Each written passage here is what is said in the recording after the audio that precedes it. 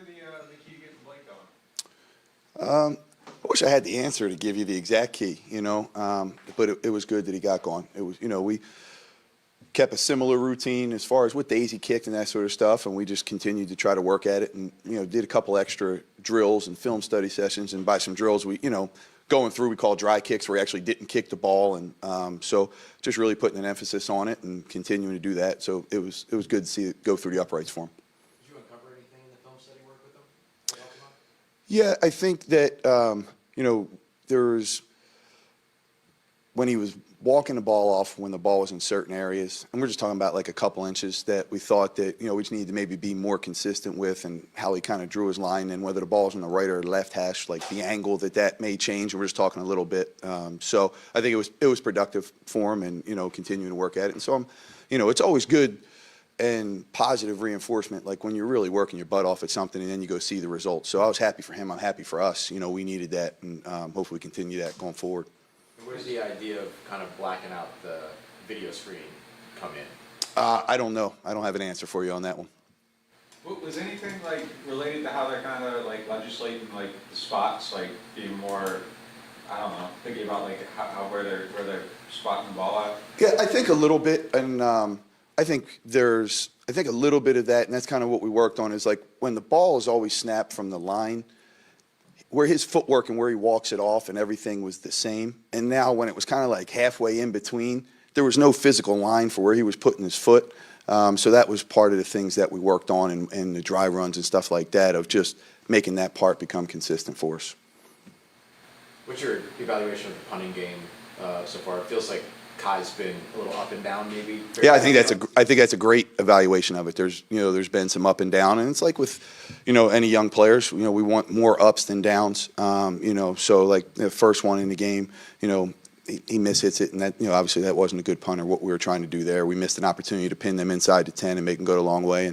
But I thought he responded well with the next one and of where he was putting it, and gave us some good hang time. And, that returner's a really good returner. So it was good that, he had a good punt directionally, got some hang time, and our guys really had the ability, and they went and covered their butts off. So that was good to see. When you have that first punt like that, is that as simple as it? I don't want to say anything simple, but is it as simple as where the foot makes contact, or where you make contact with the football, or is that about the direct, trying to push the direction? Yeah, I think it could be a lot of things. It could be, a bunch of different reasons on why it didn't. I think on his angle, he just took too sharp of an angle of where we're trying to put the ball, and that's why it went that way.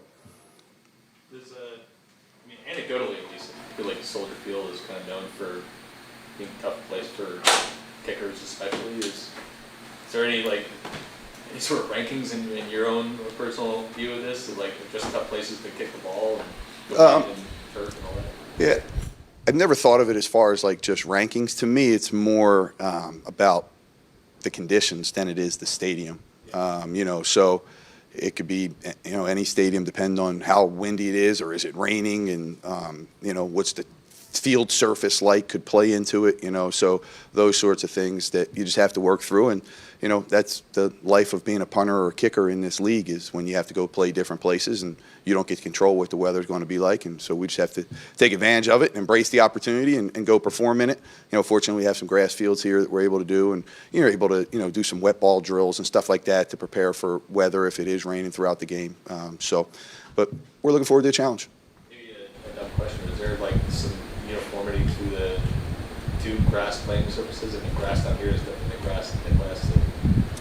Yeah, I honestly, I don't think it's a silly question. I think there's a lot of validity to that. And I think the different types of grass really affect not only like the specialists, but I think it affects the players' shoe wear that they want to wear. Is it what type of screw-in cleats? Most of the time you really don't want to wear moldeds on grass, and then depending on what the surface is like, how big are the screw-in cleats? Because as we tell the guys, even in all the meetings, in all positions, it's not okay to slip. So we have to make sure that we get out there early, we test our footwork and make sure that that's good. And if it isn't good enough, then we need to go with a longer screw-in cleat. But slipping or falling, it's not acceptable. It's not an excuse. We can't have that. Do you have a way in a less windy environment to prepare for a windy environment? I'm going to say no, you don't. But depending on how windy it is, like you guys have been out there. Like sometimes that wind can get going pretty good the further back it is. So it's been great for us to go outside every opportunity that we can to go and kick in that. But for those real big windy days, I don't really think there's a way to simulate it realistically. All set? Awesome. Appreciate you guys. Thank you.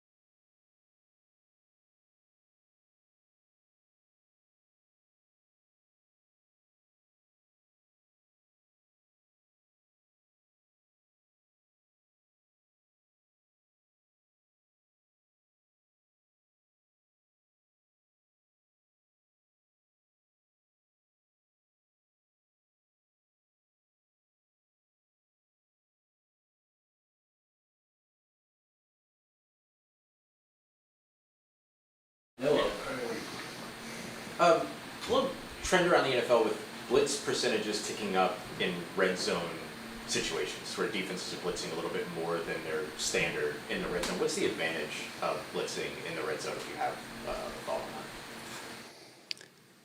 My guess is there's a big concern about quarterbacks' mobility, and that's a good way to make sure that that doesn't beat you. Brandon, I know the personnel's different, but what are the characteristics of like a Ben Johnson offense when you're studying that and trying to figure out how to attack it? I think rhythm. They try to establish rhythm in the run game and in the passing game. They do a good job of marrying their run game to the pass game. They have an elite screen game, and I think it's an offense that really features the whole group of skill players. So makes everybody available to defend. So I think he's featured the quarterbacks, but I also think he's featured the O-line. Their O-line in Chicago is different than it was in Detroit and vice versa. Their skill group. So he's got a new quarterback that's young. Where when he was with Jared, Jared's a very experienced player. So I think he's doing a good job of featuring Caleb's strengths, and I think that they've improved every game throughout the season. What do you guys had a couple? What do you think you guys had a couple breaks in the back end? And when that happens, like, what is the process? So, like, coming back, cleaning it up, fixing it, and like, how do you guys approach that? Yeah, I mean, I think the big thing, we're trying to emphasize making the routine plays, routinely, and I think, we fell short of that on that first drive, both, on the first third down and then the play after, and I think afterwards it's just resetting and showing them guys, hey, this is just a routine plays that you guys have made consistently, and I think that was able to reset us and allow us to play, much better moving forward, and so. I think on that second drive, the third down penalty, again, we need to avoid those. That's been a theme that I think has disrupted our rhythm as a defense because I think we've been playing at a high level. But I think if we can make those routine plays early in the game and then avoid the third down fouls, then I think that we'll start much better. It's pretty unique for you rotating in linebackers, the way Danny Stutzman and Isaiah Stallberg got those snaps, and what does that speak to you guys trying to be like, how can we develop these guys in a position that traditionally isn't a rotational position? Yeah, I think a big thing is just trying to feature our personnel. I think in Isaiah's case, it's trying to get a guy that we feel like has some third down value, some loose play value because of his speed. And then I think in Danny's case, it's more we're trying to develop a young player, and we don't want his first snap to be when it really matters. So I think that when you have rookies, young players, if you can get them some game action, it really benefits them in the long term. So they practice and they're practicing and they're practicing, but there's nothing like being out there, even if it's for a short time. So I think we're mindful of that. And it's a long season, as you guys know, and all you got to do is look at the injury reports across the NFL. Their time is coming. It's just a matter of when. And so we're just trying to make sure that they're ready. And I think the other thing is they've earned it too. These young guys, we're not just putting them out there. They've earned it on the practice field, and we think there's a benefit for it, in the long term. So a beneficial is like 6 reps for a player that hasn't gotten very many before. I think he only had 4 in that game. Yeah, I think huge confidence. I think if you asked him, he would probably say huge confidence. Just being out there in the fire of game action, being able to see it live, taking all your practice preparation and then making that a game reality, even if it is for a short sequence of plays. And I think that in Danny's case, he made 2 tackles when he was in there. So, hey, not only did I get some playing time, but then I made some plays while I was in there. And so I think that's huge for this week, taking the practice field, knowing, hey, I can do this. And so we think there's benefit to that. And, guys like that need to continue to improve as the season goes on. And we feel like that's a good way to do it. Were there any qualifying factors for being able to kind of designate this is the time to get Danny out on the field? Yeah, that's a great point, too. We really wanted to shoot for early in the game. So, designate, hey, the third series, you're going in. So that he isn't just ambushed about, hey, you're in. So, and the same thing for Pete, where Pete kind of knows, hey, we're going to get Danny a rack here. And then do the same thing in the second half where it's kind of predetermined. They do it a lot in basketball. And I think that that's what we were after, is just to create some certainty so that both of them play well, and that we don't disrupt rhythm and flow. You have to, I mean, it's obviously not a normal thing for Pete to come off the field. You have to kind of have those conversations and just, make sure everyone's on the same page. Like, how does that go? Yeah, I mean, Pete was a young linebacker once too, trying to make it. And, Pete Warner's our starter. But, he's got to come off the field sometimes when we play dime and other packages, penny and stuff like that. So, again, it's just being a pro, and we're just trying to get our best guys out there, and we're also trying to develop, these guys for the long term. What stands out to you about sort of the growth of Caleb Williams now in his next year under Rick Johnson? Yeah, I just think confidence, timing, playmaking. It just increases the more you see it. So I think, his first game this year with Ben to last week against Washington, you can see a process of them getting to know each other and them trying to feature, Caleb's game. And then, he started a full season last year too, so you're seeing the benefit of experience too. So, he's a very talented player. He's made a bunch of big plays for them this year, and he's a big factor why they're, 4-2. How do you think Chase Young has looked in his return? Yeah, I thought he got off to a good start in the game. I thought, there's going to be 6 weeks worth of rhythm disrupted for sure. So I think he got his legs underneath him as the game went. I thought he got into a good pass rush rhythm and had some quality pass rushes in the game. I think we're just right there to finishing a couple of them and making them big plays, but that's natural. So he's been good on the practice field, most importantly, being able to, practice fully and stuff like that. So I think you definitely, saw his presence, felt his presence in the game, and it's going to be, a big, impactful presence for us moving forward. If you guys can just like almost assume that he's going to get double teams and chips and everything like he was getting last week, does that allow you to free stuff up for other guys, get them one-on-ones and... Yeah, definitely. I mean, I think, the other guys are going to benefit big. Last week, that protection system was very secure. They're going to keep a bunch of guys in. That's a hallmark of Josh and how they play. So it was going to be hard on everybody last week. I think we had our opportunities, but just in general, I mean, there's going to be a lot of attention devoted to the rush, even if you add extra rushers. So, but I think a guy like Chase is going to open up more for Brian, Carl, Cam, Shep, that group of guys, because he's a feature player, and so, I think that's what we're trying to do is activate as many quality guys as possible so that, they can't double two people. We try to do is get, hey, there may be a double somewhere, but hey, 3 other guys are singled, and hopefully, we're able to knock a few of those down. You were talking earlier about some of the things that didn't go the way that you planned in coverage last week, but the week before that, 5 takeaways in consecutive drives. What's the process of making sure that no one's being overly reactionary inside of the building one way or another when you have 2 weeks like that? Yeah, Ross, I think it's just staying committed to the silent tape and really focusing on what the tape is telling you. And, I think in the case of the beginning of the New England game, the first 2 snaps, we felt like were really good snaps, put us in a prime position. And then, we miss a coverage pickup where we got 10 other guys doing the right thing. And then, the next play, hey, there's a consequence to being shallow in the post as a young player. And so just showing them that, hey, these are routine plays that we can make, guys. You've made them.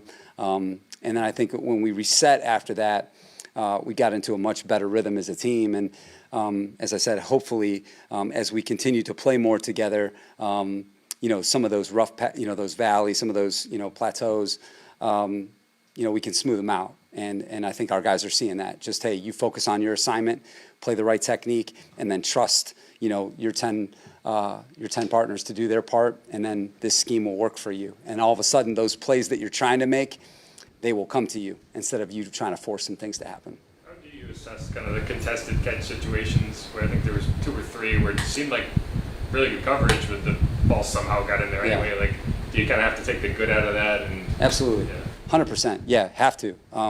Those are the ones as a coach that's, hey, keep it moving. Hey, I designed a play for a great jump shooter, and he didn't knock it down, but it was a clean look, right? You're going to be able to live with that, and I think that, in Kool-Aid's, case, and even, a couple, Quincy and some of these guys, they're putting themselves in really good position, which is the hardest thing to do, is to put yourself in position to make the plays. And then now finishing those plays, that comes with confidence, right? And it comes with a little bit of preparation, a little bit more preparation and technique work on the field.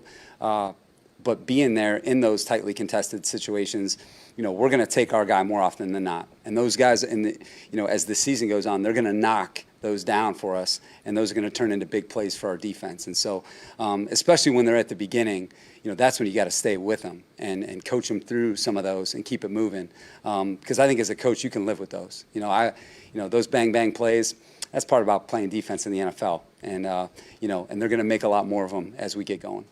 Do you also find that you have to kind of coach to keep folks from maybe coming out too high on the biggest moments? Like there's avoiding the valleys, but is there something about being too high off the peaks too? Yeah, 100%. I mean, I think in that Giants game specifically, there were some plays that turned out our way that we didn't execute exactly right, and so you're teaching the truth both ways.